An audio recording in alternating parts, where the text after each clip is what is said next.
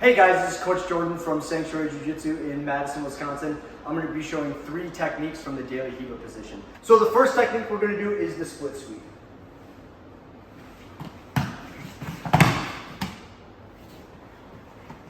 For the split sweep, I'm going to start in daily Riva with the collar and the ankle grip.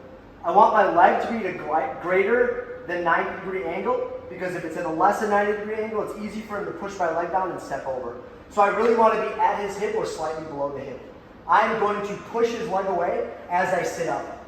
I'm going to keep the ankle, but not with my hand. I'm going to keep it by wrapping my bottom leg around his ankle. I'm now going to place my hand next to my hips, place my foot slightly behind me. I'm going to lift my hips, and I'm going to take my leg out behind me.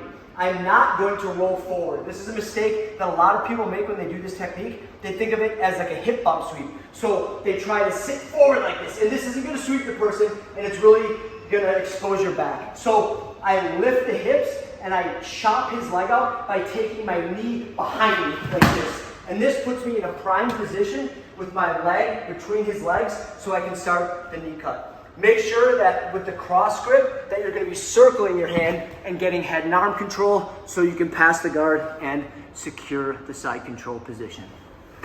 The next technique we're going to be going over is the Babybolo. So Ryan's going to break my grip.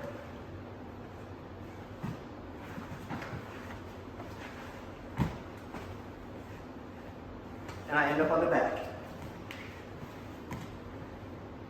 So in this position, he breaks my grip. He's most likely never going to let me re-grab his lapel, okay?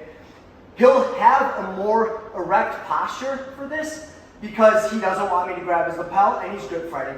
This allows me to easily grab the belt. But if he's grip fighting, it's going to be hard for me to grab the belt. So what I want to do is take his base out. So again, he'll break my grip, I push his base out. As I'm pushing his base out, I sit up and I grab his belt. Okay. Now I need to get all the way to the back position, and I need to put my right hook behind his right leg. This is challenging to do, so I need to make sure that I'm spring loading myself by putting my leg as far behind me as possible. All right. The other problem with this technique is that once I start rotating towards the back like this, I really need to grab this leg. Because if I insert my hook and I don't stop that leg, he just takes a big forward step and he's essentially past my guard. So this technique is really a scramble to controlling the far leg while placing your right hook behind the near side, or in this case, his right leg.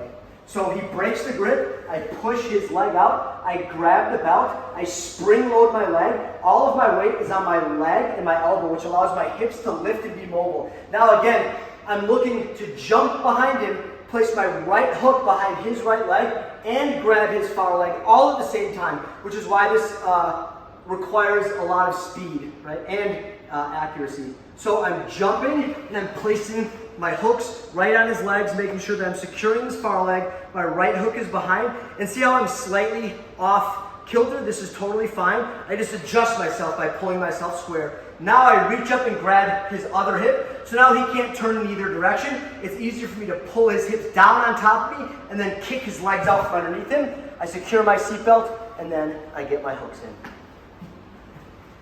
The third option is going to be a variation of the Babybolo. So, like I said, that last technique was difficult because I had to jump all the way around. In this technique, instead of placing my foot behind his leg, all I need to do is put my knee behind his leg. So it requires much less speed and much less flexibility.